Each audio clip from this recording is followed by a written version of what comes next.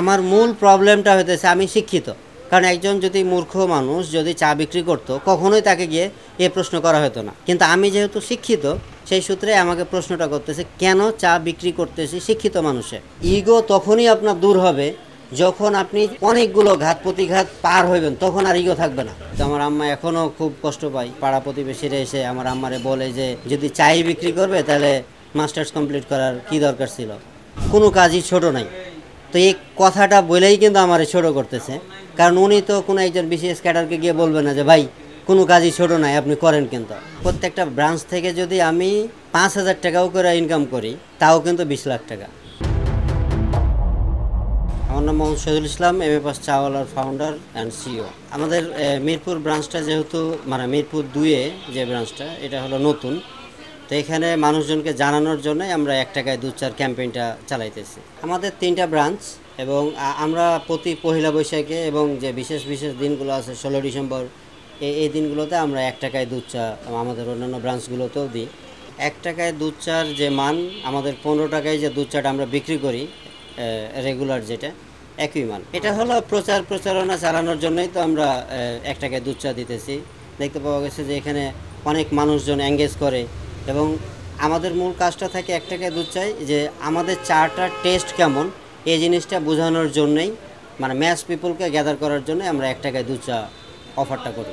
আমি আগে Monpura school and কলেজের ইংলিশের লেকচারার ছিলাম এবং আমি টিচিং প্রফেশনে প্রায় 12 বছর ছিলাম, কিন্তু করোনা প্যান্ডেমিকের পরে তো টিচিং প্রফেশন সবচেয়ে ঝামেলার ভিতর দিয়ে গেছে।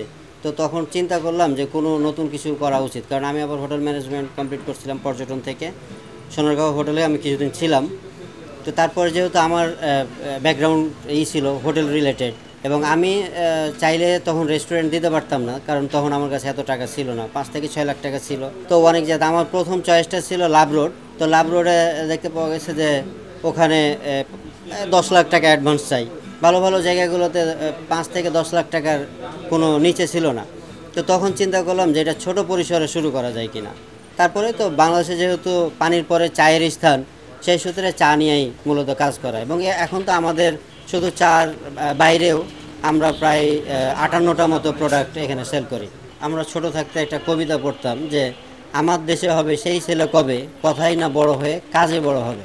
আসলে এই কথাগুলো হয়তো কবিতারই লাইন, কারণ হলো আমরা মানে প্রতিটা মানুষই, যেমন সাপোজ একজন আমাকে প্রশ্ন করতেছে যে কোনো কাজই ছোট নাই, তো এই কথাটা বলেই কিন্তু আমার ছোটো করতেছে, কারণ উনি তো কোনো একজন বিশেষ ক্যাডারকে গিয়ে বলবে না যে ভাই কোনো কাজই ছোট নাই আপনি করেন। কিন্তু তো যে বিষয়টা হতেছে যে আমাদের যখন দেখেন আমার বাবা মা থাকে তখন কিন্তু আমরা চলি একভাবে, যখন বাবা মাই না থাকে তখন কিন্তু আবার চলার ধরন চেঞ্জ হয়ে যায়। কিন্তু পৃথিবীতে এমন একজন মানুষ পাবেন না যে নিজের টাকা দিয়ে R15 কিনছে, দেওয়া হলো ওই বাইক নিয়ে স্ট্যান্ডবাজি করে।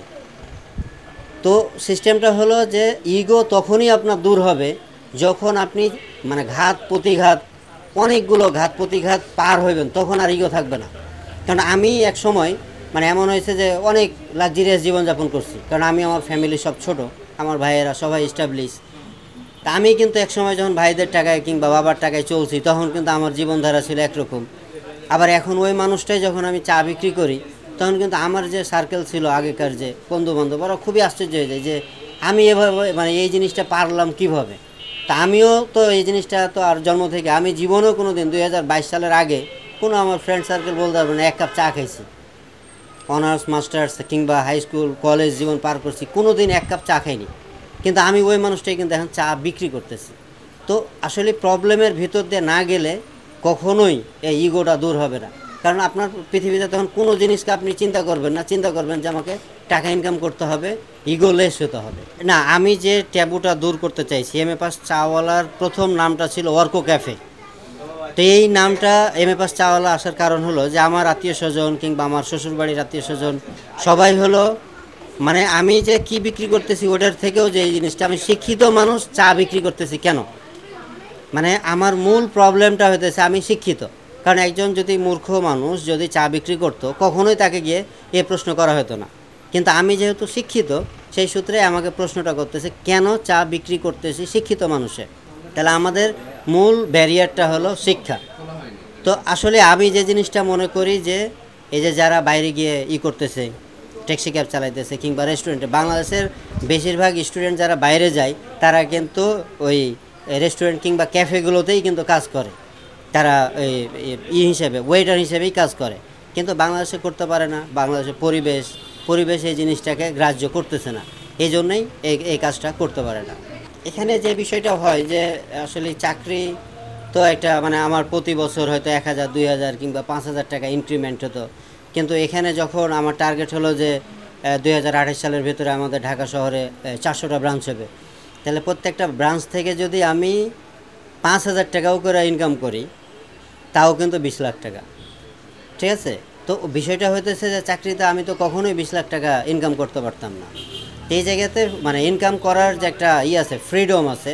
হ্যাঁ, এই জিনিসটা আমি খুব এনজয় করি, এবং আমি যে কোনো জায়গাগুলোতেই আমার তো এই যে টি শার্টটা সবসময় পরা থাকে, আমি পরে থাকি, এবং আমি এটা খুব প্রাউড ফিল করি যে, কারণ অনেকজন আছে বলে যে ভাই আপনি যে শিক্ষিতদের যে একটা ট্যাবু আছে, মানে ইগো আছে, সাধারণত যে যতই যাই হোক না কেন, মানে মাস্টার্স কমপ্লিট করে চায়ের দোকানদার হবে এটা খুব কম মানুষ আছে।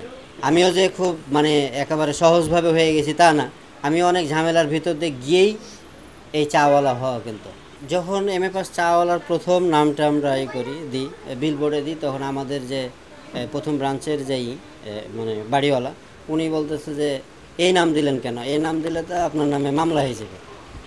কেন মামলা হবে কেন, এটা কি আমি কোনো মানে ইলিগাল কাজ করতেছি কিনা। পরে যাই হোক, মানে এই নামটা দেখার পরে 80% মানুষ পজিটিভভাবে নিয়েছে, আর 20% মানুষ তো এসে মানে বলে যে আপনি শিক্ষাকে বিক্রি করে খেতেছেন। তাই আমি বলছিলাম যে আসলেই এখন সব কিছু বাবার জমি জামা বিক্রি করে সব কিছু খেয়ে ফেলাইছি, তো এখন শুধুমাত্র সার্টিফিকেটটা আছে, এটাই বিক্রি করে খাওয়ার মানে আছে, মানে শেষ। এই জন্যই এমএ পাস চাওয়ালা নামটা দেওয়া। এবং আসলেই সবচেয়ে হয় আমার আম্মা এখনও, আমাদের এমএ পাস চাওয়ালা জার্নি প্রায় 3 বছরের। আমার আম্মার সাথে আমি তো প্রতিদিন কথা বলি, তো আমার আম্মা এখনও খুব কষ্ট পায়, খুব করে, মানে কারণ আমাদের পাড়া প্রতিবেশীরা এসে আমার আম্মারে বলে যে তাহলে এত শিক্ষিত হয়ে লাভ কী হলো, যদি চাই বিক্রি করবে তাহলে মাস্টার্স কমপ্লিট করার কি দরকার ছিল। তো তারপরেও যে জিনিসটা হলো যে মানে যেমন আমার আপা বলতেছে যে আমার শ্বশুর বাড়িতে আমি কিভাবে মুখ দেখাবো, তুমি যে চা বিক্রি করতেছো এটা তো খুব মানে খারাপ। আমার এক ভাই হলো পুলিশেরই সাব ইন্সপেক্টর, তো উনি দেখতে পাওয়া গেছে যে মানে আমার প্রতিটা ক্ষেত্রে 2008 সালে আমার আব্বা মারা যায়, এবং প্রতিটা ক্ষেত্রে হলো আমার ওই ভাই হলো আমাকে সাপোর্ট দিয়েছে পড়াশোনা থেকে শুরু করে। তো ওই ভাইকে আমি বললাম, পরে ভাই বলতেছে না ঠিক আছে তুমি যেটা করতেছো হয়তো ভালোভাবে বুঝাও করো, কারণ আমি তো অন্যান্য বিজনেসগুলোতে অনেক টাকা মাই খেয়ে গেছিলাম, এই জন্যই করে। তবে ইন্সপিরেশনের জায়গাটা আমার ওয়াইফ খুব সাপোর্ট দেয়, এবং আমার যে ভাই পুলিশ উনি খুবই সাপোর্ট দেয়।